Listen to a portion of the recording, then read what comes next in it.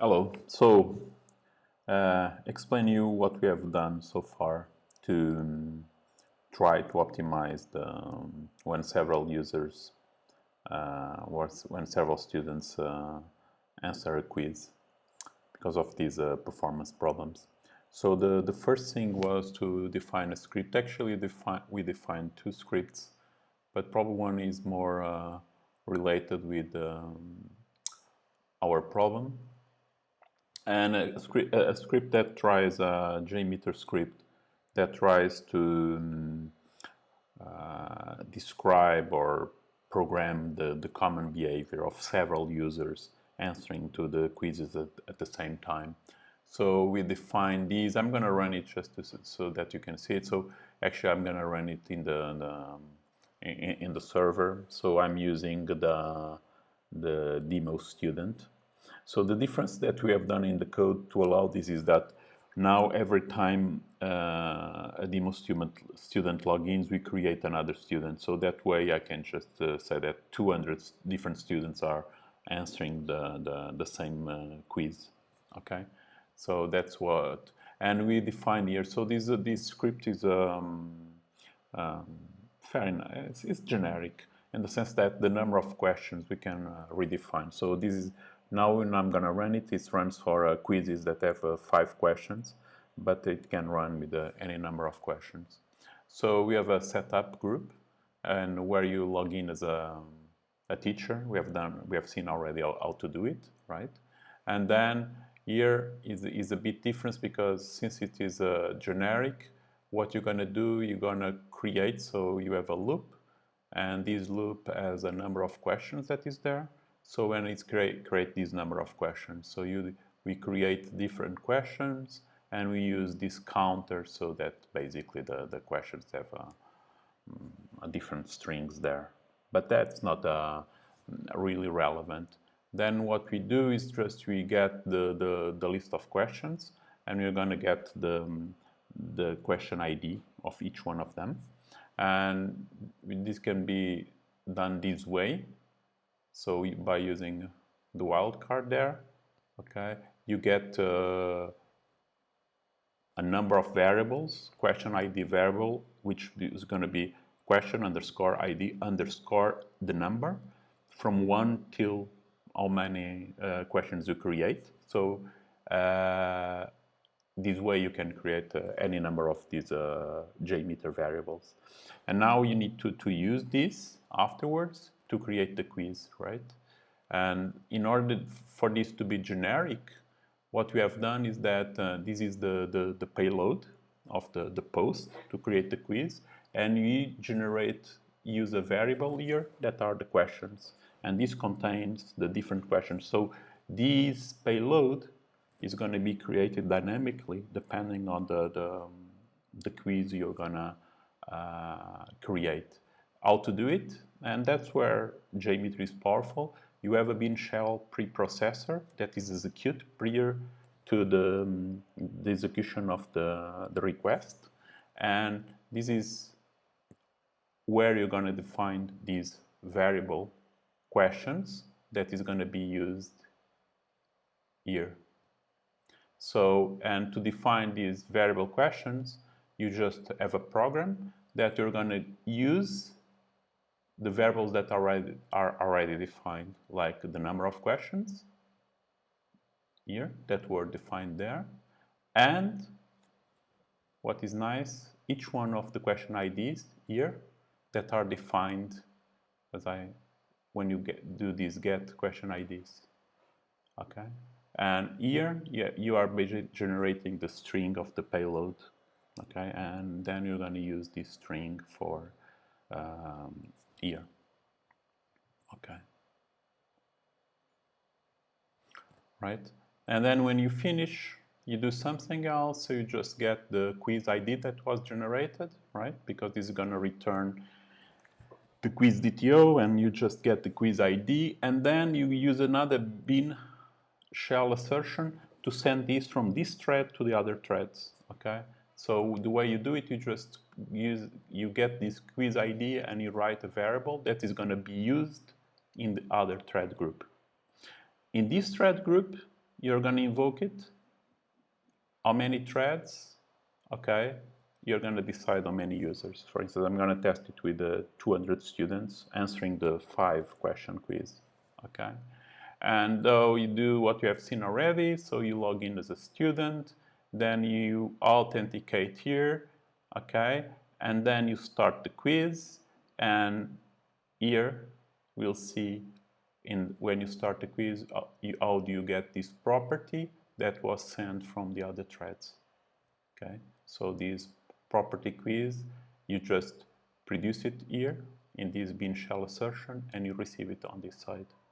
And then you just get all the IDs again for this quiz, all the questions, look, all the option IDs that you're gonna select, and all the question answer IDs, and when you're gonna submit the answer, we are gonna use them this way. So the option IDs, so you are gonna use this in the payload when you're gonna send the submit answer. Okay, and the last thing you're gonna do is just conclude the quiz. Okay, so quite powerful this script, and now we can test it with 200 students, 500 students for a 5-question quiz, 100-question quiz. So it's highly reusable. So now I'm gonna run it so to see what happens. Okay, and actually I can show you, but let's run it to see what happens actually here. Okay, so I'm running with 200 and I'm running in the server. Okay, that is available there, and 200 students answering a 5-question quiz. And then we have, okay, it's running here. We'll see. So we have throughputs of to get questions. So this is are the final results. Then I'm going to show what was the initial results. So you have questions of get quizzes available. It has a throughput of 11 requests per second, and submit answer 14 per second. Okay, so it's running for the 200 students. Okay, so they're going to submit 1,000 questions in total, right? Submit 1,000 answers. And concluding, so the results do not look that bad. So what actually happened in the server is something that we are not simulating everything, because we are not doing we are doing the demo. The different the other way, it's a different login. So that's the problem that is sometimes is really difficult to completely simulate the concrete situation. But okay, in 1 minute and 8 seconds. 200 students were able to do this. Okay, actually you can see the students here. Okay, you can, if you log in as a teacher, we can see that we have several students that, so this takes a while because now we start having hundreds of students here. Okay.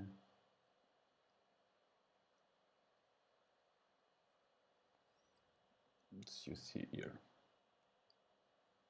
So these are the students that I've just, sorry. These are the students that I've just run now. Okay. So, is that all? No, there are other things that are interesting to do, and is deciding what is the number of connections. And this is a nice article about deciding what is the size of the number of connections. And sometimes by having more connections, it doesn't mean that you get better performance, because by having a lot of connections, basically you just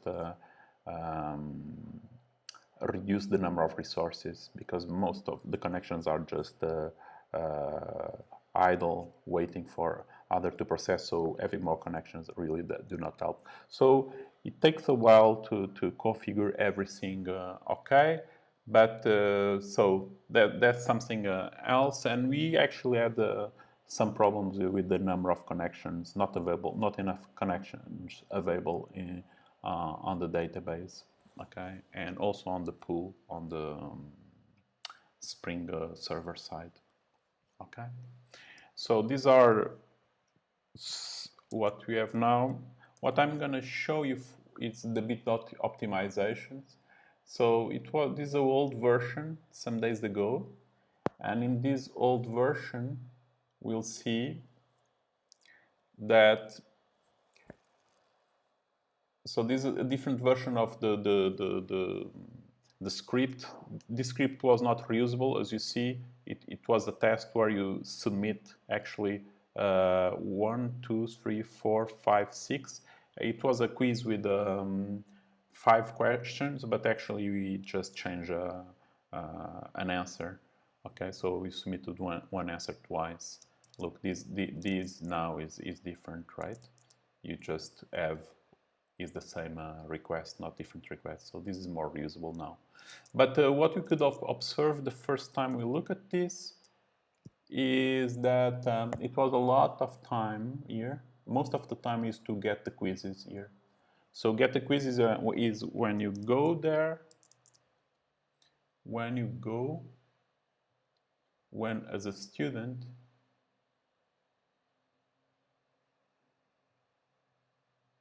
you go there and do available quizzes, okay? And actually what we realized that probably you need to optimize this. Why? Because this is what you keep doing, waiting for the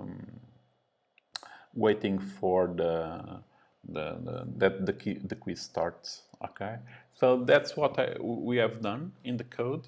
And basically we realized that you need to reduce the accesses to the database.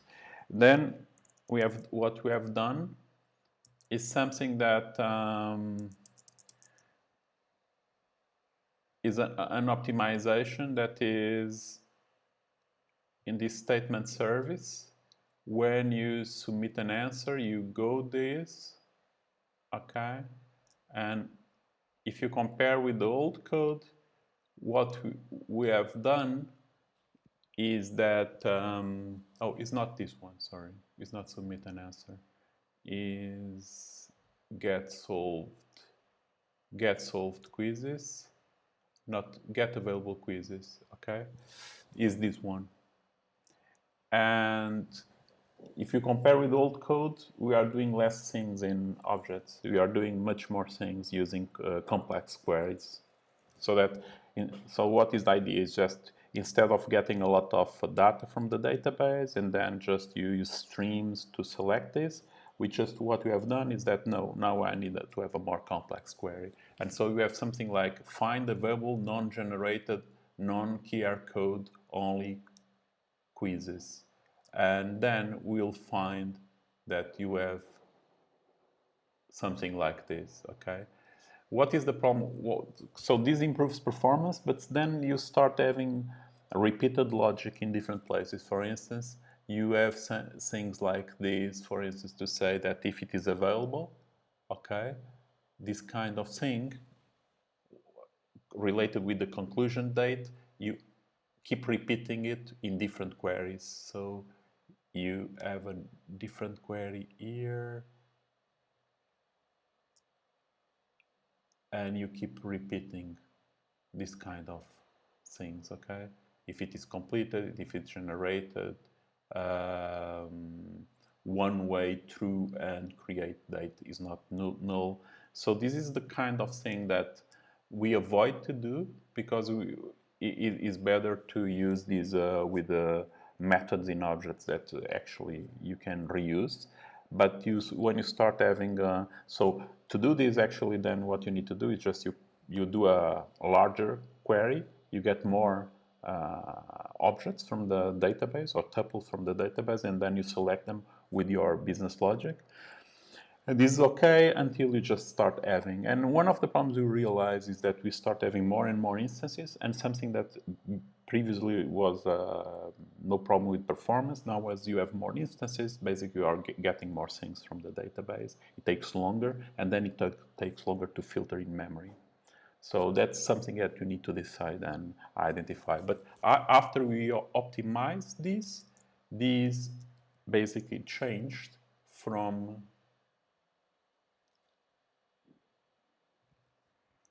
let me see, where is this? This changed.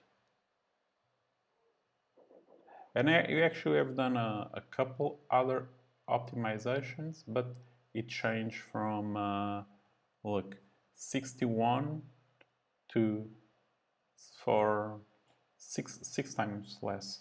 Okay, so we improved these. Actually, there's a difference here in the start quiz. It doubled the start quiz. The reason is because we are also doing in the get quizzes. We were also checking whether the quiz answer was already generated, and then we generated. But now we just stop doing it there because we believe that this is invoked more times, and we just move it here when you really start the quiz. And to optimize this, to avoid this, what we have also done in the interface is that the teacher can now, okay, sorry, the teacher can now basically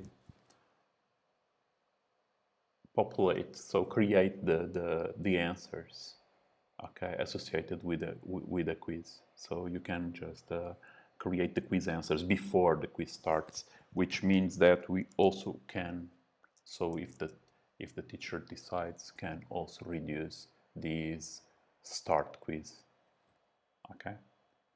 So, but look, these are the values we have here, which actually are even, we could improve it even more for what we have now. Actually, we cannot compare. It's different machines, really. I just run this in my machine. But actually, we do a couple of other improvements, okay? And so this is the current situation. I think what is needs to be understood now is that it seems to be okay in this test environment, but in reality something different is happening, okay? Uh, uh, so we need to check in terms of the number of connections that can be open and things like that. But I think that much as I can tell you now about the current situation, um, and of course we optimize more parts here, not only this method. We optimize more methods. Okay, in more methods we have done these just to realize that do not do so much, get so much data from the database. If you compare these with the previous method, there are more streams here. Okay, Java streams with, so the code will be easier to read, and this is more error prone when you start having these complex this starts to be more easy to do it wrong. Okay, if we have more news, I will show you what we have done. Okay, thank you.